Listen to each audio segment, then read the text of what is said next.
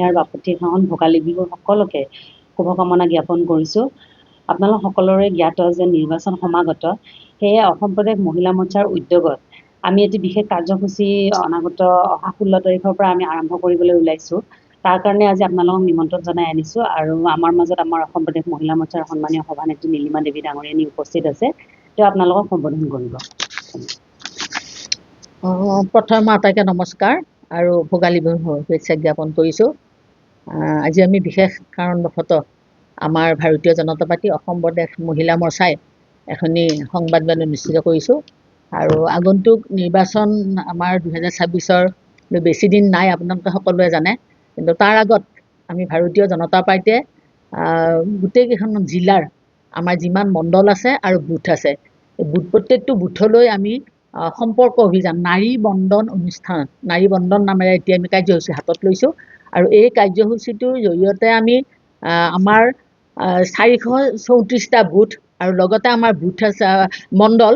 434টা মণ্ডল আৰু বুথ আছে আমাৰ 29,656টা। আমি 29,656টা বুথলৈ আমি মহিলাসকলে মহিলা মৰ্চাৰ উদ্যোগত আমি সম্পৰ্ক অভিযান কৰিম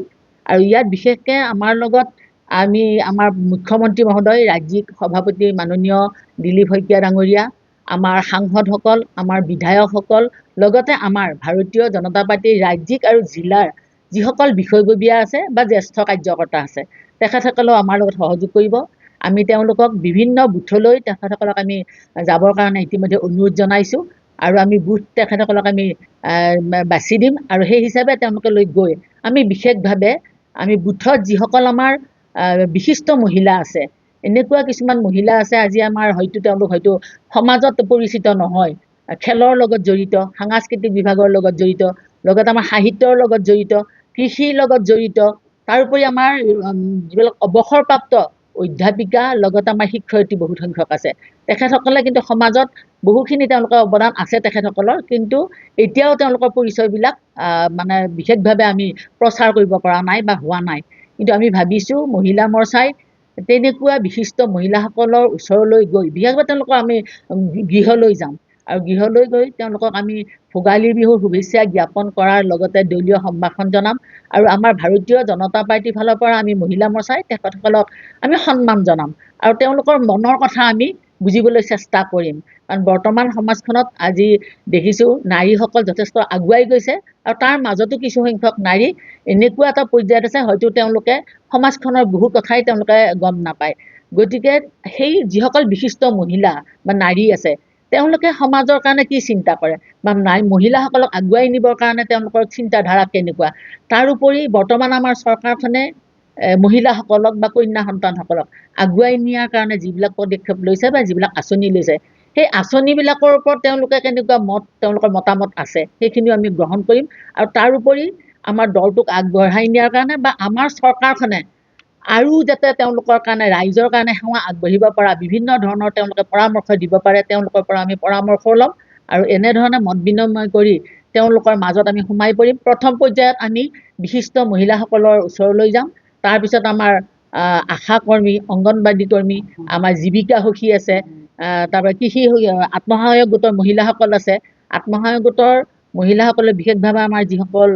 সভানেত্ৰী আৰু সম্পাদিকা আছে তেওঁলোকক ওচৰলৈ যাম আৰু আমাৰ তেওঁলোকৰ সেই গোটৰ মহিলাসকলৰ লগত আমি মত বিনিময় কৰিম। তেওঁলোকৰ কিবা সমস্যা অঞ্চলত আছে নেকি বা তেওঁলোকে কিবা সমস্যাৰ সন্মুখীন হৈ তেওঁলোক আগুৱাই যোৱাত কিবা বাধা পৰিছে নেকি, তেওঁলোকৰ পৰা যিখিনি আমি মতামত পাম আৰু তেওঁলোকৰ সমস্যাবিলাক সমাধান কৰিবৰ কাৰণে আমি বিশেষভাৱে আমাৰ চৰকাৰখনৰ লগত আমি যোগাযোগ কৰি আমি নাৰীসকলক আগুৱাই নিয়াত কি ধৰণৰ সহায় কৰিব পাৰোঁ তাৰ বাবে আমি মহিলা মৰ্চাই আগবাঢ়িছোঁ। এই ক্ষেত্ৰত আমাৰ অকল ৰাজ্যিক মহিলা মৰ্চাই নহয়, আমাৰ জিলা কমিটি আছে মহিলা মৰ্চাৰ, মণ্ডলৰ আমাৰ কমিটি আছে, আমি সকলো